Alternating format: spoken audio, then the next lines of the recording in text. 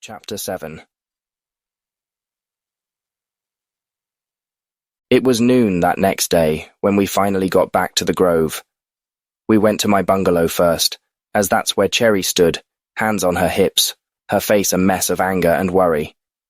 She popped Glone upside the head, and he stepped back a few feet so that she wouldn't hit him again.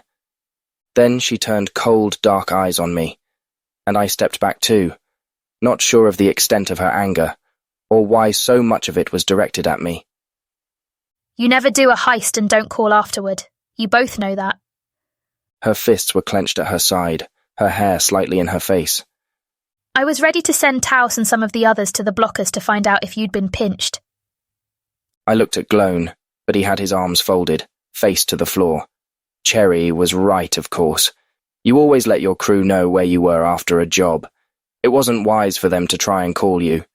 You could be in the blocker, and no one wanted to take the chance of having their phone traced. We fucked up, I said, looking at Cherry. Before coming back, I'd astraled my money to my secret hiding spot, while Glone had sped his away somewhere. I wish I hadn't, because if I had it right now, I'd hand it over in compensation for making her worry.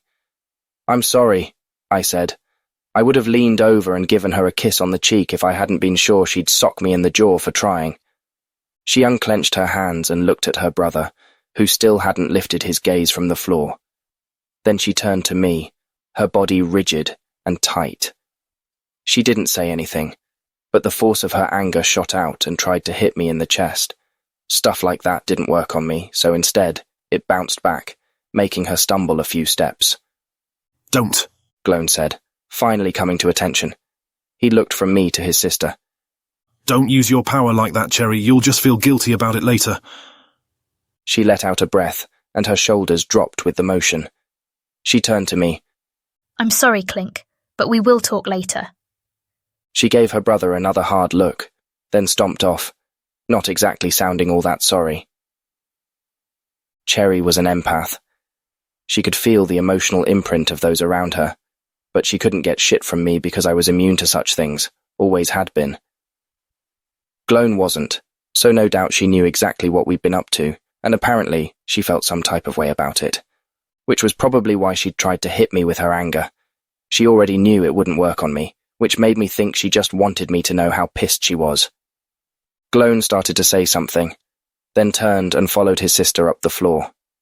I watched them go, wondering just what about this bothered Cherry so much. Glone came back a couple of minutes later, brows furrowed, eyes stormy. What's up? I asked. I was in my recliner, watching an old power-slinging movie, one of my favorites. Arms folded, Glone turned to look at the TV, a twisted grin playing across his face. I always thought this movie was straight shit. Banja has the power of telepathy and telekinesis, and he can't beat Ham, whose only power is the astral projects. Hey, I threw the remote at him, but he was so fast, he caught it before it made it anywhere near his head. His brows rose, but the look on his face read amused as he threw it back. I caught it with one hand. Get your strongest telepathic and telekinetic and tell 'em bring it. I was only half kidding. He smacked my thigh and then gestured toward the couch.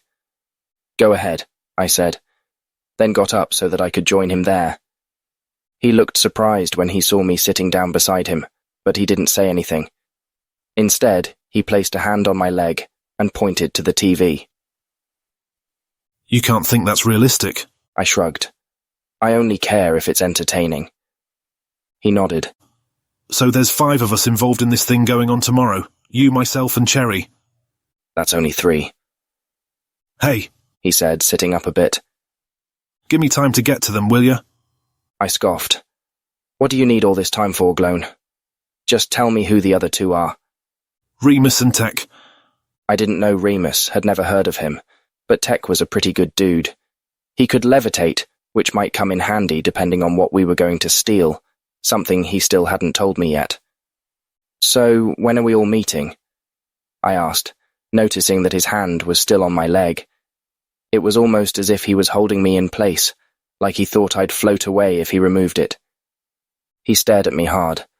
They're supposed to be coming by later so we can talk shit over. Clue you in. Right, because they'd all been planning this for months. I was the only one groping in the dark. I gave him a hot look. That irritated me. I liked my jobs, my big jobs anyway, planned down to a T. Going to the blocker wasn't something I ever planned on doing. So if shit didn't sound right, I was walking, no discussion to be had. Glone's eyes followed Cherry as she walked past, giving us a death glare. He blinked, then turned back to me. What you so worried about? You think I don't know what I'm doing? He said it calmly enough, but there was an undercurrent of anger there, or maybe it was hurt. Either way, I had to be honest. I don't like walking into shit blind, and I still don't know what my take is. I need to know if it's worth the risk. He gave me an incredulous stare, and then shook his head in disbelief, his hand still on my leg. You can't wait 3, maybe 4 hours? You have to know right this second, are you shitting me? No, I really couldn't wait, but I'd let it go for now. If I didn't like what I heard, I was walking, no questions asked.